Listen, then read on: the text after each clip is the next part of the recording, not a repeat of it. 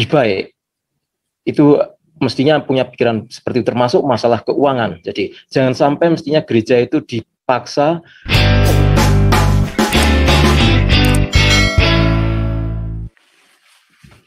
Ya, terima kasih Pak Paul. Ya, tadi Pak Paul menyampaikan bahwa gereja seharusnya diaudit.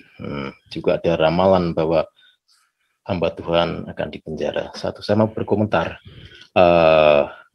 Gereja memang harusnya secara tertib itu menyelenggarakan pemerintahannya, maksudnya roda pemerintahan urusan di gereja itu harusnya ya dengan tertib. Gereja kita pahami sebagai satu sisi ada sisi ilahi, kedua sisi manusiawi. Nah, kalau kita memahami bahwa gereja adalah kehidupan bersama religius yang berpusat pada Kristus, mestinya apa yang dilakukan oleh gereja itu juga harus mengikuti ketentuan yang diperintahkan Tuhan Yesus Kristus. Ya, ada pertanggungan jawab, ada apa yang dilakukan oleh gereja harusnya mengikuti perintah Tuhan Yesus. Kalau gereja sampai terlibat urusan atau pendeta, urusan keuangan, dan itu menjerat dirinya, apalagi sampai dilaporkan, itu sungguh sangat disayangkan. Apakah itu terjadi di Indonesia? Sangat mungkin, dan banyak gereja, para pendeta atau gereja bermasalah urusan keuangan. Mestinya gereja, ya kalau kita di luar saja bisa bekerja dengan baik, ya mestinya kalau kita punya pikiran kita melayani Tuhan, di gereja mestinya kita bisa berbuat ya lebih baik meskipun tidak dibayar. Ya, kalau di gereja kami pelayan-pelayan Tuhan, pendeta dibayar, tapi majelis dan lain-lain pelayanan Tuhan tidak dibayar pelayanan. Mestinya ya meskipun tidak dibayar, tapi karena itu sudah menyatakan kanti gumulonging manah ketika kukuhkan dengan sepenuh hati, kanti gumulonging manah dalam bahasa daerah, itu mestinya bertindaknya juga sesuai dengan apa yang diucapkan pada saat diteguhkan menjadi, apakah itu menjadi majelis, apakah itu menjadi pelayanan di gereja. Karena itu di gereja mestinya juga harus mengatur diri. Selain gereja juga sebagai, kita pandang juga sebagai suatu organisasi, mestinya juga memenuhi ada ketentuan-ketentuan yang berlangsung, yang bisa diterapkan ketentuan secara umum dalam berorganisasi di dalam gereja. Oleh karena termasuk penataan, penanganan masalah keuangan. Kalau di gereja-gereja tertentu itu masalah keuangan jadi masalah. Di tempat saya bergereja, saya bersyukur bahwa ada penataan, ada penanganan, pengelolaan, ya tidak hanya masalah keuangan, tetapi hal-hal yang lain.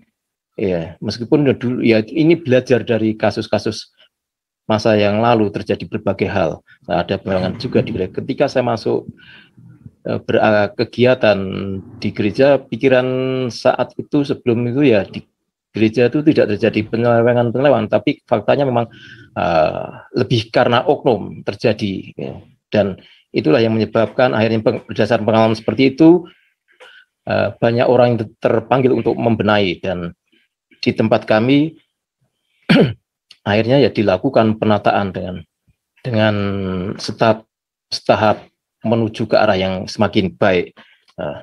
Ada badan yang mengurusi, ada selain ada ketua, sekretaris, bendahara, juga ada dibentuk juga mengenai ada yang mengaudit wasre, katakanlah dibentuklah dan pengawasan wasre,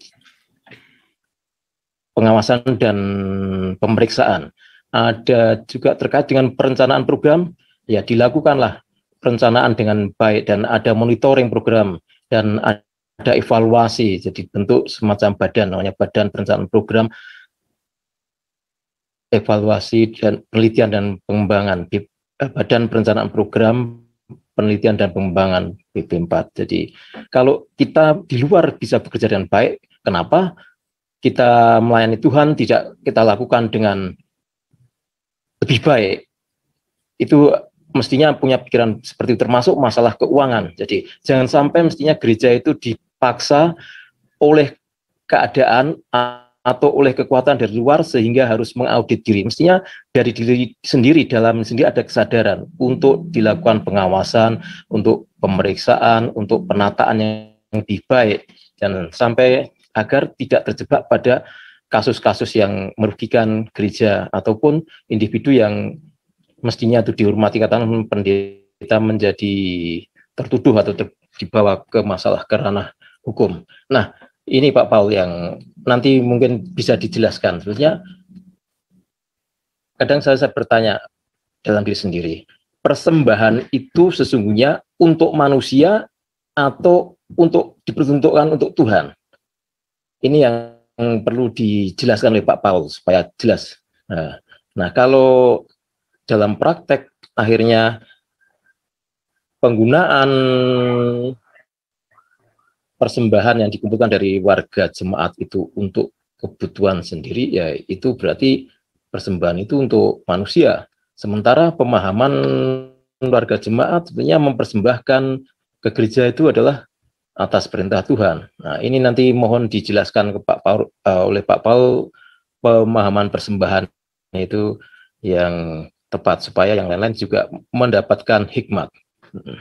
Nah, secara pribadi saya bersyukur gereja kami tidak terjebak pada masalah-masalah keuangan, ya, karena ada penataan dan pengawasan yang secara organisasi juga ditata dengan baik menuju ke hal-hal yang lebih baik, meskipun masih terdapat kekurangan. Tapi saya bersyukur bergereja di tempat yang juga melakukan diakonia, meskipun dalam masa pandemi melakukan berdiakonia. Jadi ada istilahnya GKJ ini beraksi.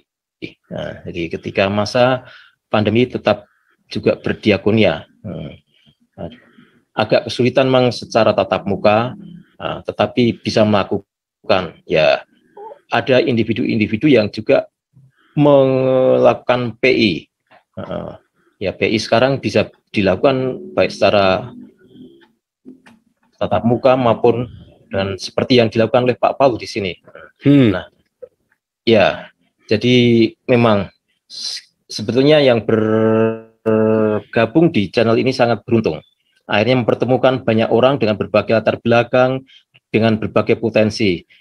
Secara individu masing-masing punya kegiatan macam-macam, tapi secara bersama-sama melakukan banyak hal, terutama melayani sesama dan banyak hal yang berguna untuk kemajuan Indonesia, perbaikan Indonesia, untuk menegakkan negara kesatuan Pancasila yang berdasarkan Pancasila dan tetap tegaknya negara kesatuan Pancasila, negara kesatuan Republik Indonesia yang berdasarkan Pancasila, dan selamatlah keberagaman di Indonesia. Nah, kita bersyukur bersama yang ada dan bergabung di sini dapat bersama-sama melakukan banyak hal, ya. Selamat untuk Galarua, kita tetap mensupport ya dengan berbagai cara. Nanti kita bersama-sama dan